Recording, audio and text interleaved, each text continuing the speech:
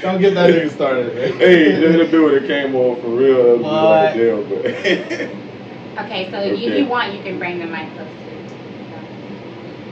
And then you can just come sit or close or however, you can just be loud, where can I whatever. fit? I don't know where I can fit. No, I mean like as far as like on the mic, if you wanted to say something, like you can just like you can. that bitch gonna pick you up. What's happening? It's your boy Marley Bando. We definitely live. Kiki Kamau in the building. DaveB live from the 813. You know how we get it. We definitely doing our thing, man. Shout out to the platform. I'm glad to be here. I'm just the side nigga in this situation right now, I guess. Okay. I'm the nigga sitting in the chair on the side, just making commentary. We are recording right now on both ends. Perfect. Spirit! We right here, how to play it. No, we ain't playing. Yeah. I ain't playing. I'm still here, but they wanted me dead, yeah. Put money on her head, yeah. That's what my brother had said. Alright, Spirits! What's up, It's your girl, Mz.Kiki Kamau, and we are listening and tuning into my First Amendment podcast where we're talking parenting all season long. And I am blessed to be here with my co-host today. Who we got here? DaveB.6, what's going on with everybody? What's going on? Yes. So you know we're talking co-parenting today. Mm-hmm. And I got you on the show. I'm going to interview you later about your music and all that stuff, but I wanted to have you on the show for this particular season. Are you, and you said you're comfortable with talking about co-parenting and how many, Yeah. baby mamas you got and stuff. Okay, so tell us a little bit about, how many children you have and, tell us a little bit of your background as far as a parent. So, you as a parent. Me as a parent, I got 2 children. I got a daughter named Grace, she's 9, and a son named Malachi, who just turned 2. Aww. Yeah, that's my heart and soul right there. But my background, like really just say as far as the co-parenting, like Well, I'm gonna ask you a question, but I wanted to just I just wanted like your children and like how many and where they come from, like one mom, 2 moms. Oh yeah, this is one. They all got their own mama. You love them so much you gave them their own mama. Yeah. So we're talking about parenting, and I want to know a little bit about. Let's dive a little bit into your history first. Like, what was it like for you growing up, like seeing your mom and dad parent? Like, what were their parenting styles like? Well, I was really like, as far as father, I had my granddad coming up. My father wasn't like. I met him more when I was grown, so it was mostly just me and my mom. I was watching my mom working, the routine, having worked 2 jobs. Yeah. I had, I was more raised by my grandparents, and then I was just back and forth in the household. But, that's just just okay, growing so you up were raised by your grandparents, single mom. like to make it. So what was it? So when it comes to like how your mom was raising you, like when it came to like certain things, like did she, when it came to instilling discipline, like love, like what was that like growing up in like the 80s all of that. 90s? You got all of that in a mesh from my mom. Like she's sad, so she's sharp. You know what I mean? But it's just whatever you got from Mom Dukes. It was real passionate because it was a single mom. So it's like. And she had nothing but boys, just 4 of us. Oh, wow. That's just one son. So was she more like feminine, like, let me see, like, how women are very like, fragile and vulnerable with our, with our daughters, we're very like, oh, sweetie, my baby fell. Like, was she like very like, oh, no. She was like hard with y'all, like if you fail, get your ass up, you'll be all right. Straight boxing match. No, for real? Yeah, straight boxing match. My mama got 5 brothers, so oh, wow. She was the perfect woman for She had 5 brothers and had 5 sons. No, she had 4 boys. 4 boys. Yeah, that's insane. She was built for it, though, So she's like a tough mom, like a hard woman. Yeah, she I'll say when we was younger, but my baby brother, he getting the soft part of it. Okay. So, the babies always get it easier. Yes. Yeah. The last one's always, I was the last one, so I get that. Oh. Yes, I was, I didn't get all the whippings or whatever. But so she was kind of like strong on you guys because it was 4 of you. Yeah. When it came to like teachings in the home, did she ever teach like Black history? Did she like go over like certain music with you guys? Yeah, the music definitely. Like my mom was in the church choir, and like we ended up falling into that tradition too. As we was younger, they had us come up in the choir and stuff. So that was, I want to say that really was probably my natural introduction to music, you know. I think it's so funny that a lot of black people always think I grew up in the church. Yeah, I think we all grew up in the church. That church you do it to you, but yeah, that's I think that's probably what got me started up in the music more than anything. Okay. Yeah, she was pretty well balanced on everything as far as the discipline, but even with the love as well. Like I said, she was passionate about everything. She still is to this day about everything. So. Okay, so she gave you a little bit of feminine love. She gave you some tough love. She was like, so she, you know, obviously had like certain music around, like Otis Redding, old school stuff, got the gospel music, all of that. You know, but did you learn, like, was she talking about Black history in the home, or like was that not something that? It was more. I want to say that she wasn't teaching it. She'll get to buy books for me, and she's like, you need to sit here and read these books. So that was the type of books that I was around. So I'll catch it on my own time. Like I read on Sunday. I ain't gonna say I'll read a book all at once, but like I'll read on Sunday. Then over the years, I attained that knowledge through these books she was putting around. You know, so. What about Grandma and Grandpa? Like they didn't talk about like Martin Luther King, Malcolm X. Grandpa was the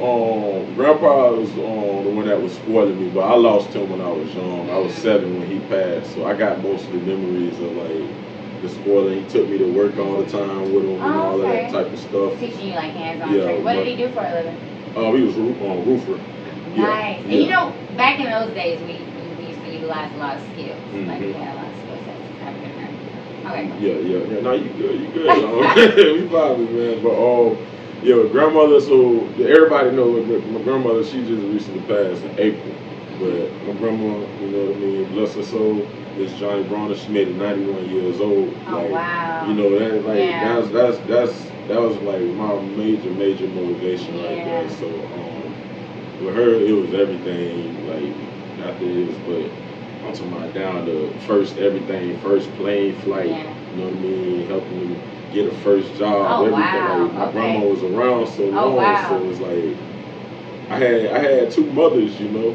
That's how it really was for me now. Like the father part, I can't hit on it too much because I'm really kind of just connecting back with my father, and I choose that upon myself as a man. I'm like, I don't want to be the typical one, be like, oh, I'm bumping. Right, you weren't there, so I ain't gonna be your friend or whatever. I said that, hey, I'm gonna take the initiative to get to meet this man. And when I seen him, I told him, I'm like, hey, I don't even want to talk about the gray area. Let's just catch up. You got 2 grandkids on this end, so you need to be like, you still do to know that, you know. I think that's dope. I think that's really dope for you, and like that's what you got to do to like break generational curses. Be like, you know, I get you weren't there. So now, bringing that up, you are a father, and you have a son, but like you didn't have a man to like be there for you to like throw a football around and stuff like that. So how did that lack of skill set go into you as a parent? Like, how did you turn that around for your son? I would say just being a father in general. Like with my daughter, it was like, you know what I mean, that was the test. So with my son, I think I was a little more prepared when he was born. But at the end of the day, I just try to give them everything that I always had wanted. We talking about a lot of years of wanting. There's a lot of things to give. I think that's the big key right there, is giving them what you didn't have, like your ideal childhood. What does that look like for you? And So it's like I just give them the opposite of what I went through. I want them to go through that, and it's not hard, but like the main thing is people have children. You have to be ready to want to have children. Like don't have children if you're not ready, because it's a beautiful thing. Like I love it. They are. They're a miracle. Yeah, they really are. Definitely. So, and you're absolutely right. Don't have children unless you're ready for it. So, speaking of being ready for it, when it comes to co-parenting, oftentimes you get into a relationship with someone and you're thinking, okay, this is gonna last forever. and then you have to split, and then now you have to share custody of the child. Yeah. You've experienced that. I'm experiencing that, or we're both experiencing that. Talk to me about like what's that like for you when it comes to co-parenting, like from when you first knew that this is what it's gonna have to be. Like, did you know going into the relationship, like what was that like? All right, to answer that, no, I didn't know for both. I didn't know because I wouldn't be, first off, I wouldn't be trying to make a baby with a woman if I didn't see a future with her anyways, so yeah. It wasn't like surprise-wise with me, but when like the split happened, co-parenting, I'm gonna tell you one thing, it's definitely gonna be a challenge, but like I said, don't have children unless you really y'all really ready for a child, because no matter what you decide to do, that child finna be here. So exactly. Co-parenting is always kind of rough, but my baby mamas ain't really bad, so I can't. So you don't have like. We had our moments in between. Well, talk to me about like when that happened, we had like when our y'all ruffles first. in between, because. How old were you with your first kid? My first, I was. That's a good question. Yeah, because I'm about to be like 27. I'll be 27. You were 27. Yeah, my daughter is 9. My first kid, I was like 22. Yeah. See, I think that'll be because I was violent. You were very young. I was really violent. I'm busting shots, like just what I mean. So what does that feel like when someone says like, okay, we're gonna share this baby? Is the baby more with the mom? Or the baby's more with you two, Mark? Typically, yeah. That's how. As a man, how does that feel? Like, who would you? I have it like, I ain't even cut you off, but I have it like, it's more like flip-flop with me, because I'm heavily involved with them actually, but like I said, I ain't saying like it was just smooth. Now we had our little moments, because co-parenting is an adjustment, because we talking about simple as we doing all right, and then you go get a new woman in your life. Yeah. And you weren't ready for that. Now she feels gonna feel a certain way now about this, because you're like, we got this baby together, like she still got that. So we had them little ruffles in between. So co-parenting is not easy, but it's very doable. So your first baby mom got upset when you got introduced to another baby, and she was just like, so did she start keeping the baby away more? Like, what was that like? You didn't do that, but you just kind of feel that energy. Kind of count. Like I do the same thing. Like I'll be like chilling, I don't even think about it. Okay, so she was a little bitter, but did she take it out on the children? Is what I'm saying. Like, no. She take it out on the children. I mean, not take it out on them, but like she'll take it out on you, and I'll probably have my little moments. Like it'll be like. Like, were you able to see your daughter more often or less? I could get her, but I had them weeks, when she might just be feeling a certain way, and I post to get her, and then it's just like, I'm not even gonna answer the call. And it's like, all right, I know you're doing this, like you're doing this intentionally right now, but like we never got like aggressive like. So it never had to go to court or anything like that. No, other than with just. Child support. That's one of the things we report. And I put my cell phone on, so if you got. Oh dang! Look at that! If you big boy shit. Go put yourself. Big boy shit. You better off doing it like that. Just put yourself on. What made you do that? Is it because it's wiser and it looks more responsible? It looks like, way they actually more talk to you when you do it. They talk to you like they actually looked at what. I had so a partner. They look like because that kills that whole stigma of we don't give a damn and this, that, and the third. But when I'm here for it. I'm here for it. Put me on it. So when you had your next baby, how old were you? That's a good question. I got to steal that from Marley. How old were you when you had your next baby? Well, he too. So I was 30. I'm 33, 34.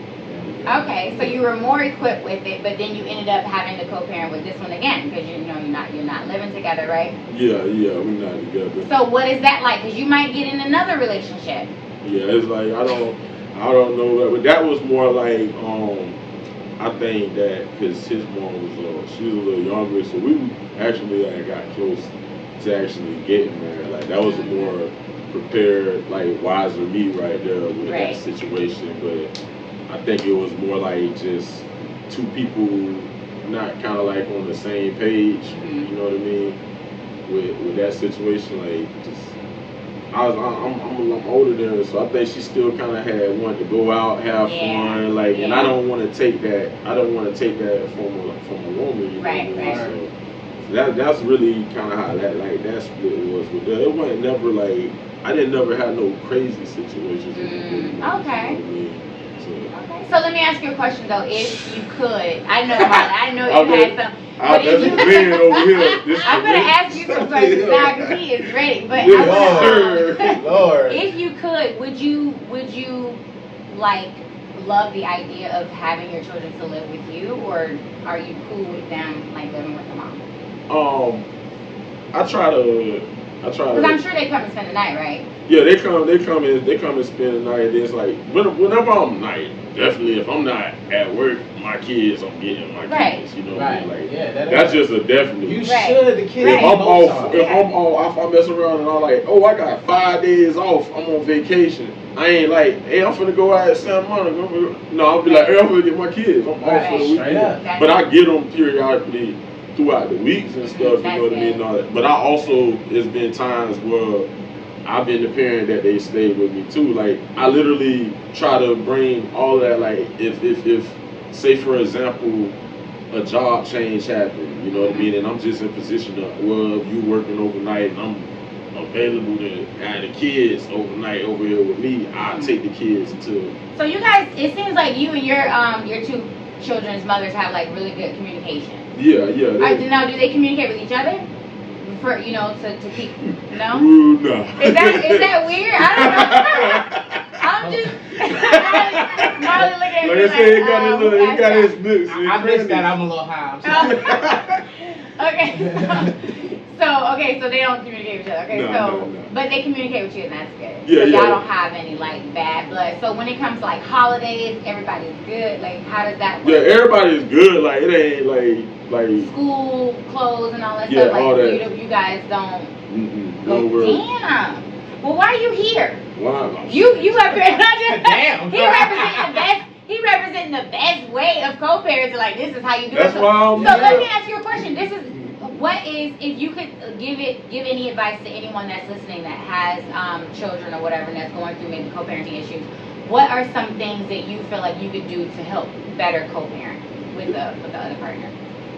That's why I tell them just to say communication is that's like I don't know how to really word it, but that's not much to really say to define it. It's a lot more in between it, but you have to be willing to like change on you might have certain ways I can't just deal with this person, but you have to put that to the side because you gotta understand if you're doing that, you're not taking that out on the person, you're taking that on the child, for example. You know what I mean? The dad, hey, I don't want to be around a mom saying, I'm not going to let you see them.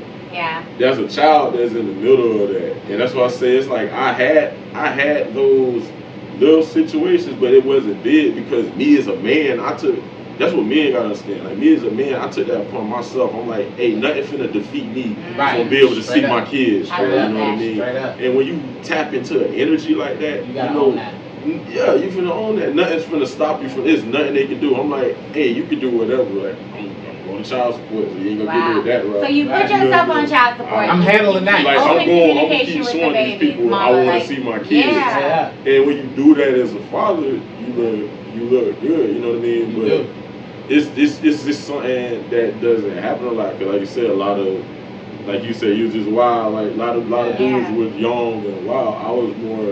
I feel like I was more on the mature end from the start because most of the people I know, like, their kids is grown now. My kid's 9 and 2. I feel like I started late now.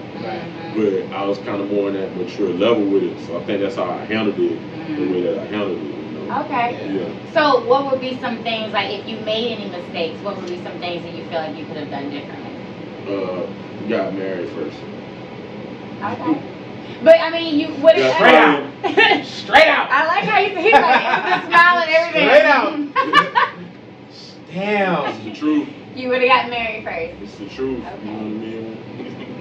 I like it. That's a good answer. That's a good answer. Oh, well, y'all hear that experience? He's a good man, Savannah.